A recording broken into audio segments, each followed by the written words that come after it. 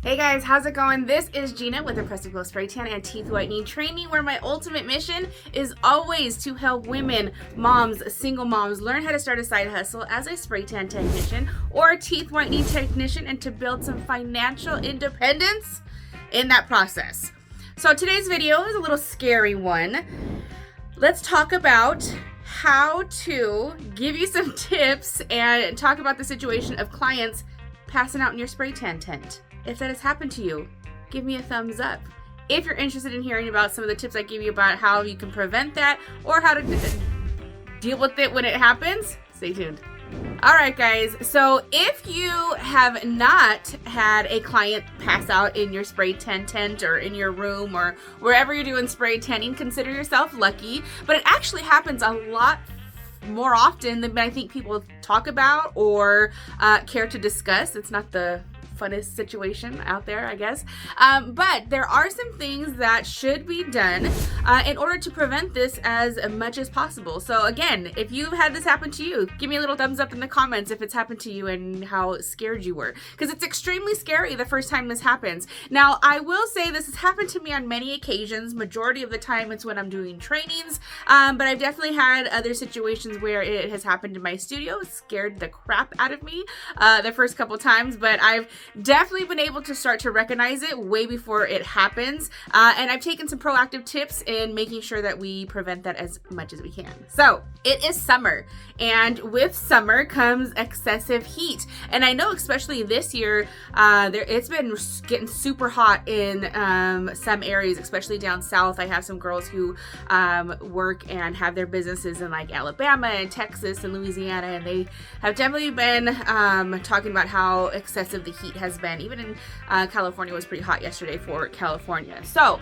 some of the things to think about in terms of your client passing out or having all the stuff that goes on in terms of that is number one, you have to have a controlled environment. Whether you are doing mobile, whether you have a studio, you're doing this in your home, wherever you are, you have to be able to control the environment in terms of heat, because a lot of the reasons why girls are passing out is because of the heat. Now, not only is your room temperature need to be cool, like I like my room really cool. Some of my girls are kind of cold and I hate that they're cold, but what it does is actually prevents them from passing out, and it gets a better spray tan when they're a little bit cooler because we don't want them sweating. But let's say, for example, maybe the room itself isn't so hot when you get there, or in your studio it may not be too hot, but don't forget that your compressor creates heat. The two different bodies that are in that room are going to create heat, especially if she's nervous. She's a first-time spray tanner and she's already nervous and her blood pressure is already up. That creates heat. It creates that tension, right? So control your environment as much as you can. You need some really good airflow in there. You need some controlled air. If you can do air conditioning, of course, that's always the best. But just remember that you have to control your environment as much as possible. Literally down to when I was doing mobile, I was including that in my email confirmation to the girls of letting them know what type of area I needed to spray tan in, because I had girls, sometimes I'd show up and they'd want me to spray tan them in their garage, which is fine, but it was too hot. Like they didn't have any crosswind air or any windows, and it was just too hot. It wasn't a place I should have been spray tanning in. So in my emails when I was doing mobile, I did make sure that I mentioned to them that I needed an area in their space or in their home where I had good ventilation, it wasn't too hot, and we had some good airflow. So that's a good tip to control your environment. All right, so second tip is gonna be a little bit difficult at the beginning. I think when girls first start spray tanning, it takes you a little bit longer to do a spray tan from beginning to end. And when you have your clients locked in a position for too long, that's really cutting off blood circulation in their body, and it starts to affect them. And so I know, like everybody preaches, like don't put your arms down, don't smudge, and don't get, skin to skin friction. But I'm gonna tell you what, I would rather have a little bit of smudging than for my girls to pass out. So if at the beginning, if this is taking you a little bit longer, maybe let's say 30 minutes to do a spray tan, Give your clients a break in between. Let them put their arms down, like let their blood flow, let them circulate all these great things, because if not, you're gonna have a really big issue that you could prevent if you just had to like blend that area out and give them a break. So as you start to get faster in your spray tan journey, this will happen less and less. And then another thing with positioning is you don't want them to lock anything. You don't want them to lock out their legs or their knees or their elbows or their shoulders. And even though you want them in certain positions, I usually will mention to them not to like put a lot of tension in that position. Like for example, like if you were to put your arms in this position, it's very easily to have like this position loose, but some girls will come in and they'll like tense that up. And that obviously is gonna make it a lot harder for them to stand in that position for that much longer, but it's definitely gonna cut off blood flow to that area a lot faster. So be really careful with positioning and how long this is taking you, and make sure you're giving your clients a break in between if this is taking you a little bit longer than, like, let's say if your spray tans are taking you longer than 15 minutes from beginning to end, you need to give your girls a break and let them like readjust in their positioning.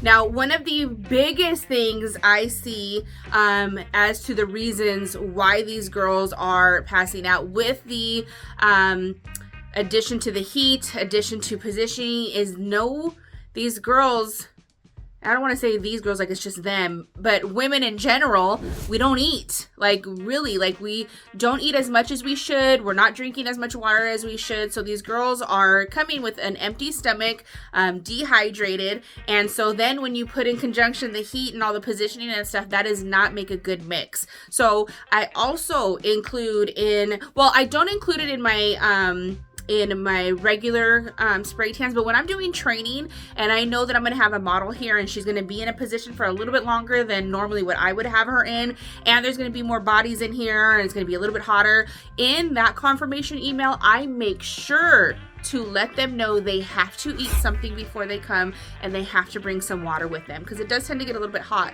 So at the beginning, that might be something that you do always want to include in your confirmation email or reminder email.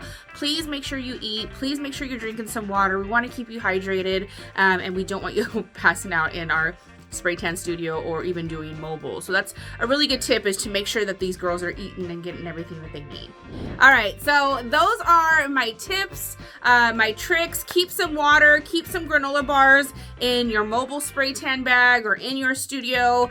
Make sure you're making very good eye contact with your girls as you're spray tanning them also, because you can actually see the tendency to pass out even before it happens. Like if you're making really good eye contact with them and they're kind of spacey, or their eyes start to roll, or you could tell they're getting like really sore or getting hot, you'll definitely be able to see it. So I'm constantly making really good eye contact with my clients to make sure everything is looking good, they feel good. I'm asking them, especially during my trainings, you doing good? Feel good? And if not, I give them a break. I give them a break in between. Definitely want to have a chair for them to sit down and a fan to put them in front of. So those are my tips, my tricks on how to deal with your clients passing out in your spray tan tent. I hope that helps. I hope you don't have clients passing out, but it does happen. I think it happens again. I think it happens more often than people tend to talk about. And I want to make sure that you are prepared when this happens, because you don't have to panic. You don't have to call 911 unless you really need to, but giving them some water, a cookie, a granola bar, something just to get in their stomach and getting some air on them will definitely help.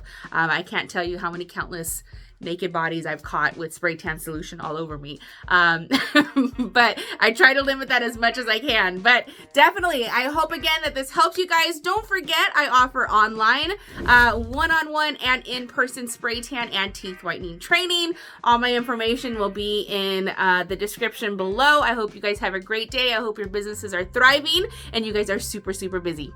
Talk to you soon.